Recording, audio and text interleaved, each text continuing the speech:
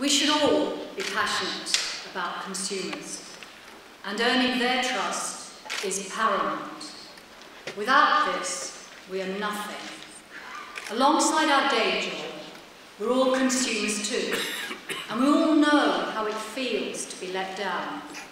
And that's how millions of people feel about their food right now, let down by the whole system.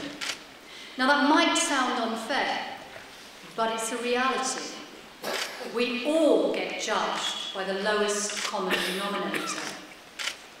Farmers and growers have worked so hard for so long to raise food standards, so you'll have been dismayed by the last few weeks. As a great philosopher once said, regard your good name as the richest jewel you can possibly possess. For all of us working in food, that jewel has been tarnished. But all is not lost, and our reputation can be repaired.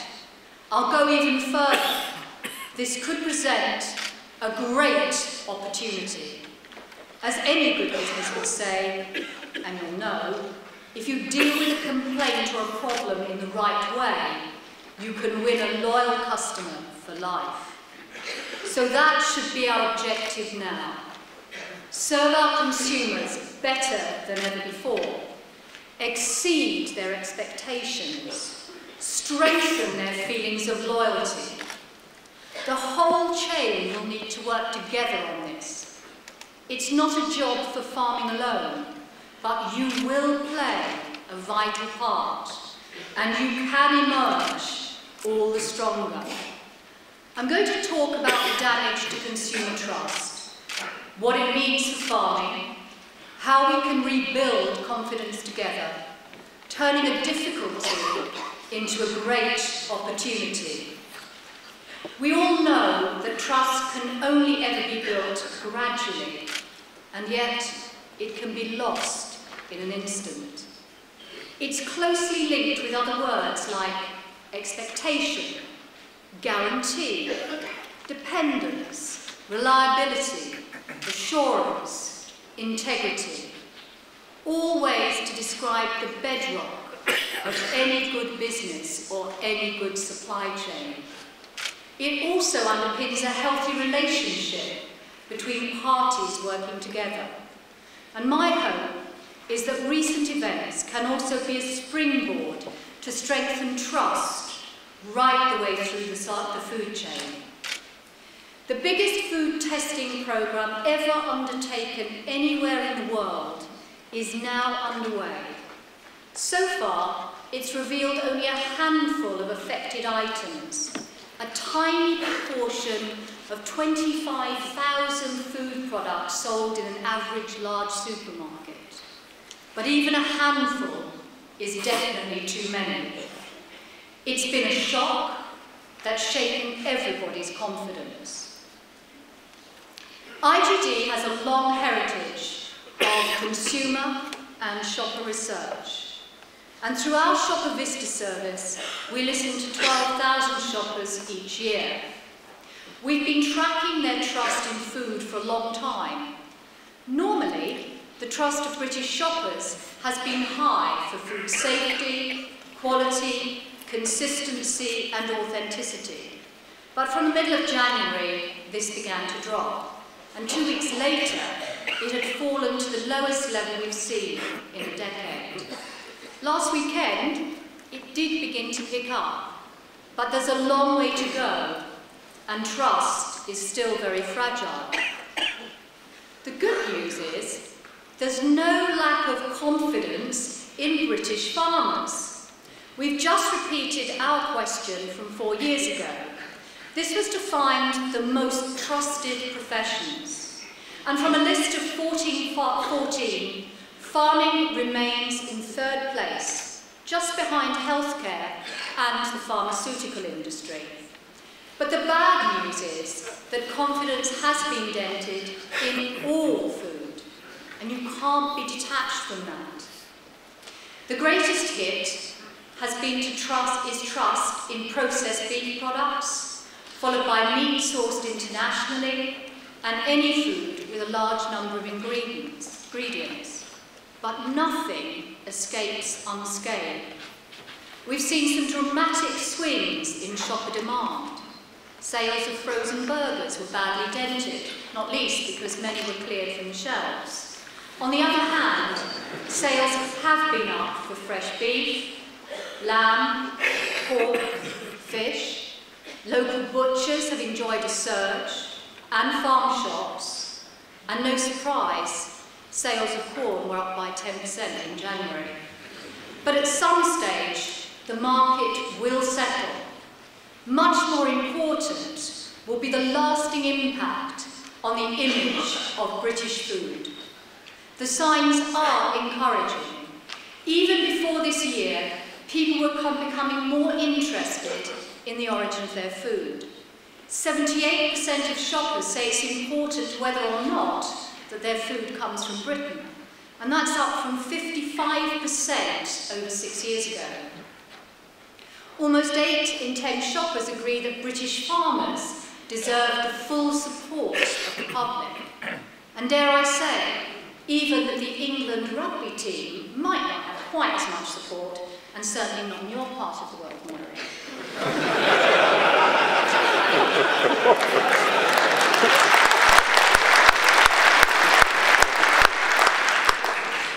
More than 8 in 10 shoppers believe Britain should be more self-sufficient in food, with a similar number saying your customers ought to focus more on selling British food. Food companies pick these messages up from their own research too, so source from Britain is becoming more and more prominent in their marketing. But that is not to deny the benefits of trade. Just as British farmers want to share in growth of big emerging countries, shoppers still want a choice of the very best from around the world. And their loyalty to British food in theory, as you know, doesn't always translate into practice when they're in a hurry in store. So British farmers will always have to stay competitive on quality and on price. And you do have a strong hand, but the key right now is to play it very skillfully. In particular, you'll need to avoid several other traps ahead, particularly as we journey towards total transparency. Last month's events are just one window on a much bigger picture. Trust, in all its forms of authority, has been falling. We ask shoppers to name any industry they trust, to do the right thing, and only 48% could think of one. And that's down from 60% 4 years ago. So everybody, right now, is wrestling with their reputation. And with food so essential, will always be at the sharp end. Joseph Hall, a 17th century bishop, of all people, put it very well. He said, "A reputation once broken may possibly be repaired, but the world will always keep its eyes on the spot where that crack was." The eyes remain upon us, and the media is hungry for more scandals. Consumers want answers to some very searching questions. Is there anything else in their food that shouldn't be there? Does food really come from where the label claims? Does all food sold under assurance schemes really apply the standards? And are companies on top of everything in their supply chains, including animal welfare, working conditions, and the environment? DNA and isotope testing have changed the rules of the game. The first is a forensic technique able to detect adulteration at tiny trace levels. The other can pinpoint a product's precise origin. Everybody is stepping up their testing now, including some of the media. So we're under unprecedented scrutiny, even more than we're used to already. And that means you can't dismiss horse meat as somebody else's problem. The ripples reach out to affect everyone who produces food. I am confident that the food chain will stand up well to this scrutiny. In Britain, we routinely have some of the most rigorous testing and auditing systems in the world.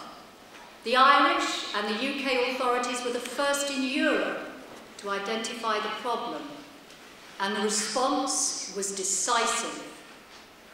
People regularly travel to the UK to study and learn from us, and yet life under the spotlight will be uncomfortable at times, and we will need to raise our bar even higher.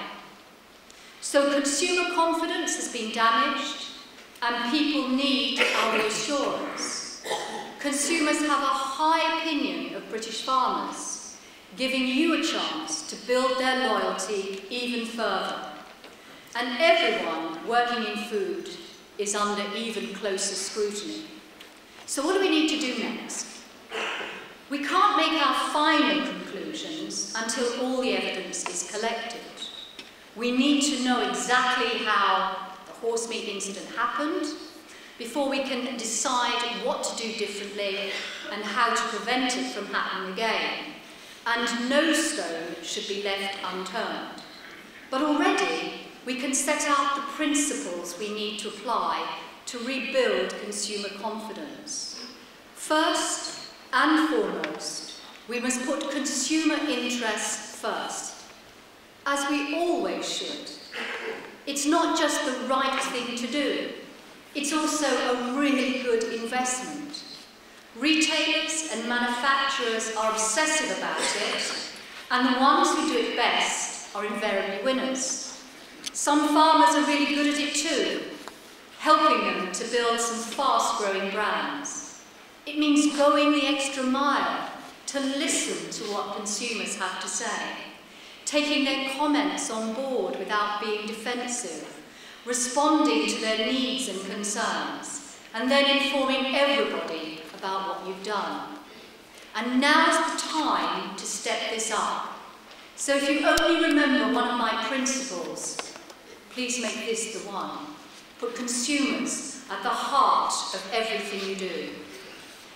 But what about transparency? I say, let's welcome it. Although I did mention some of the traps earlier, I still believe transparency is one of British farming's greatest potential assets.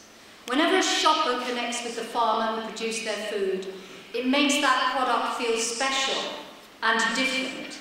It can set you apart from those working to lower standards, making food into less of a commodity. Real transparency means laying yourself completely open. The photos of farmers we often see today in our stores are a start, but they're only a start. With more shoppers taking their smartphones into shops, retailers are investing in Wi-Fi and more screens in stores that can show video. Transparency is coming to life in ways that Philip was talking about just now. And here are some examples already in place from other countries. In Austria, shoppers can trace every Aldi organic product back to the farm through their phones. In the US, over 400 brands and retailers use the Harvest Mark system. Shoppers can scan a code on the label to see the grower, the farming method, the animal field regime, and so on. And in Canada, which is my particular favourite, something I saw last year, you can trace the fish you buy from a store or a restaurant, back to the boat, the time, and the place where it was caught. And that particular scheme is managed by the Canadian fishing industry because they know that it encourages shoppers to buy local. So I would be knocking down the doors of your customers to work together on this. This is an ideal way to rebuild confidence and provide evidence of a chain that is under full control. Principle number 3 is to make the biggest splash possible with every good news story you have. Facts and figures are good, but stories are even better. And farming has so many great stories to tell. Something extraordinary happened to farming a few years ago when the TV executives suddenly woke up and realised that farming was actually quite sexy. And Farmville, playing at being a farmer, was at one point the world's most popular game on Facebook. But there's still no let-up in this appetite. 45% of shoppers tell us they'd like to hear more from farmers, with only 4% saying they hear too much. So there's an open invitation. The NFU has taken a lead in national campaigns, and these are even better when they're reinforced at local level. Leaf's Open Farm Sunday is a powerful way to showcase some of the best farms in this country. Local papers, radio, websites, Twitter, Facebook, and our other good ways to explain the care you take on your farm. The wall of trust is built one brick at a time. And every time someone has a positive experience with a British farmer, another brick is added to that wall. Now is the time to take advantage of the high regard for British farmers. But if you do speak in public about the events of the past few weeks, be careful about over-claiming. Remember, we don't have all of the testing results back, and we don't have all of the evidence. If you pin all the problems on others, and then if an issue is found later in any British farm, it would be a dreadful own goal, particularly at this time. And I think that the NFU has got the balance just about right. My final principle is to push for more supply chain integration, something that Peter talked about this morning. And by that I mean farmers in secure and lasting arrangements with their customers, involving plenty of dialogue and sharing information. This gives us more certainty in an uncertain world for consumers, retailers, manufacturers, food service operators, and farmers. At IGD, we always put the case for teamwork through the chain, but never has the need been more obvious, and never has the door been wider open. And right now, McDonald's will be very glad today that it decided a long time ago to set up dedicated supply groups. Many others have taken the same lead, or are now taking the same course. But teamwork can also help to address another big challenge. Some people say that we'll all have to pay a lot more for our food in the future. If they're right, that would bring real hardship to a vast number of people at the worst possible time, and everybody deserves to have safe, high-quality, affordable food. So if we are serious about putting consumers first, then we will need to have to work very hard indeed to minimise any extra costs. And the best way to do this is to work together, to look again at the chain from end to end, to find new ways to deliver for consumers as efficiently as possible. And over the last decade, at IGD, we've had the opportunity to work on 33 supply chain projects doing exactly that.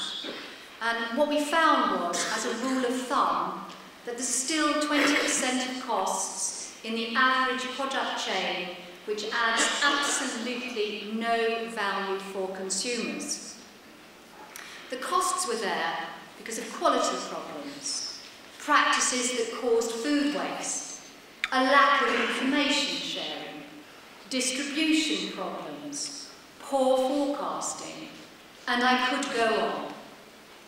Everyone has made some really big strides, but by working together through integrated chains, I'm convinced that there's still scope to provide more of what shoppers want in a transparent way, efficiently, and above all, profitably for everyone involved. Throughout my entire career, I have felt proud and privileged to work in this great industry, the world's most important industry, and I've seen many tremendous advances in food safety, quality, variety, and value. I've met thousands of dedicated people working incredibly hard to deliver those improvements. I've travelled the world, and I know firsthand that British food standards are truly exceptional. So I do feel outraged that the actions of a few have tarnished the jewel of that reputation, and that reputation of so many good people. But something positive will come from this. The rogues will be rooted out, and the people of integrity will reap their just reward.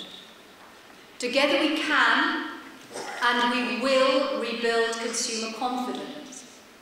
If we set our sights high, if we put consumers first, if we welcome transparency, if we make our voice heard, if we work as a team, then we can lift confidence to an all-time high. The future belongs to good farmers, to good growers, and to good people in good companies, working to high standards to provide great food for all of our consumers. I am confident we can emerge from this in stronger shape than ever before. Work together and seize the moment.